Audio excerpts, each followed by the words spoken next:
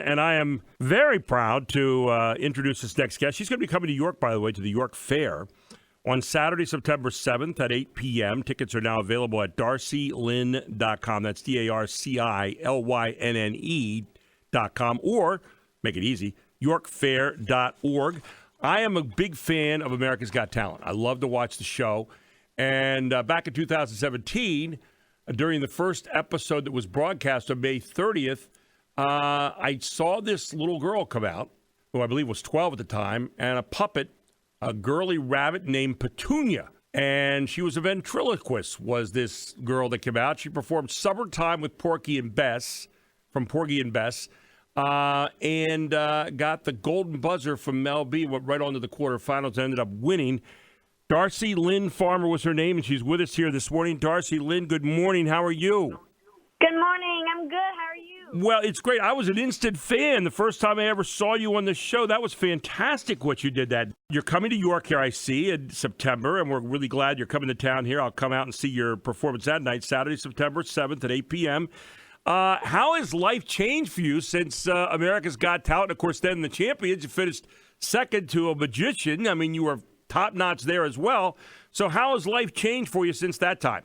Oh, it's changed a lot, but definitely in a positive way. I've been doing so many fun and new things, and just there's been so many new opportunities for me that I never would have gotten if it wasn't for winning AGT. So I'm just very, very grateful for that and for the things I've gotten to do over the past 2 years. So it's been an amazing ride. Darcy is from Edmond, Oklahoma, in that area, and how did you ever get started in ventriloquism? I mean, if you'd have told me a ventriloquist would ever win America's Got Talent, I would have laughed, but you made it all fun and exciting. You do some comedy, you do these sketches, and you're very, very good. You're one of the best I've ever seen. How'd you get started on that? Well, I met a girl who did it around the age of 9 and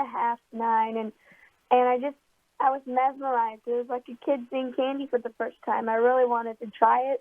I wanted to do it, just eat it all up, and it was just the coolest thing. And so I asked her for tips, and I taught myself in my bathroom mirror. And I finally asked for a puppet when I was 10 and got one as a surprise for my 10th birthday.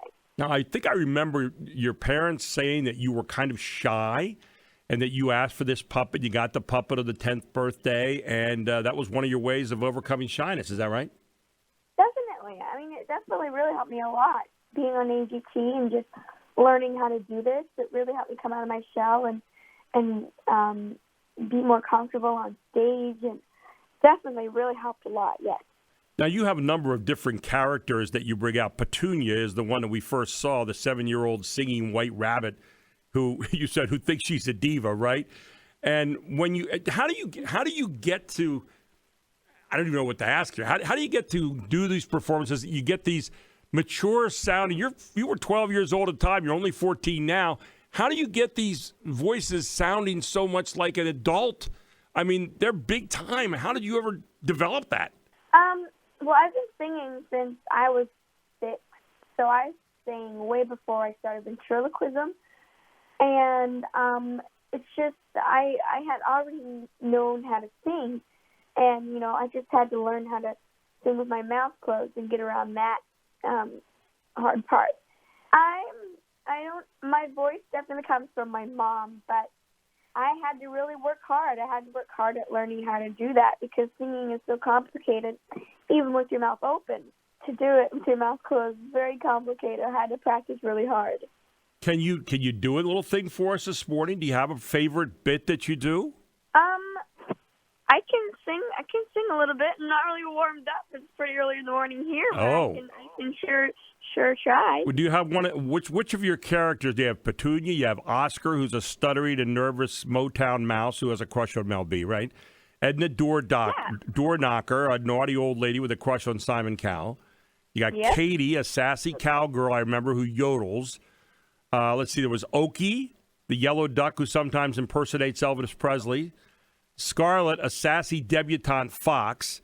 Ace, a big brown monkey. And then Nigel, I remember Nigel, a very smart British bird. So are there any one of those? Wow, you remembered a lot. Did I do well with that? So, Yeah, which of those is your favorite? well, some of them I actually don't use it anymore. Okay. But Petunia is definitely my favorite. All I right. love using her on stage. She's really fun to do. Mm-hmm. Okay, so you want to? How about the Porgy and Bess song? Do you remember any of that at all from when you first sang that? Yeah. Well, this was the first time that you ever heard Darci Lynne Farmer on America's Got Talent, Porgy and Bess being sung by Petunia, the 7-year-old singing White Rabbit. And even though people can't see you right now, believe me, when you see her in person and you get to the York Fair, which I know you're all going to want to do on September 7th, that Saturday, 8 p.m., you will see just how good she is. So could you give us a little shot of Petunia singing that? Yeah. Go ahead. Take it away. Darci Lynne Farmer. Summertime, where the living is easy. Fish are jumping and the cotton is high. That's pretty Thank good. you very much. That's pretty good for this early in the morning. And again, imagine you don't see your mouth moving. Yeah, you're on Central Time, I understand. So you're an hour earlier than us. So there you go.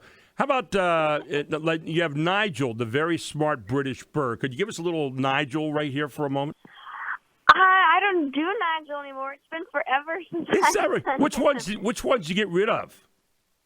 So Nigel, I haven't really done much. I kind of stopped doing him Okay. a while back. And Okie and Scarlet, I actually don't do anymore. They were very, very, they were my couple of my very first ones. And, Okay. but I've just developed all the other ones more quickly, and I think they have a better personality and everything. So, yeah. Have you added any new ones? I am getting there. I think we're going to work on that soon. Wow. Now, tell me what you've been doing. Now, you've been on a bunch of tours here. I saw in October 2018. Now, you announced a second tour starting in February of 2019. Actually, Darci Lynne and Friends, Fresh Out of the Box. Is that the one you're going to be bringing to York? Yes. Yes. Darcy Lynne and Friends, Fresh Out of the Box is coming there. We're excited. You've been a guest on all kinds of shows. You've been on the Cooking Channel. You've been all over the place.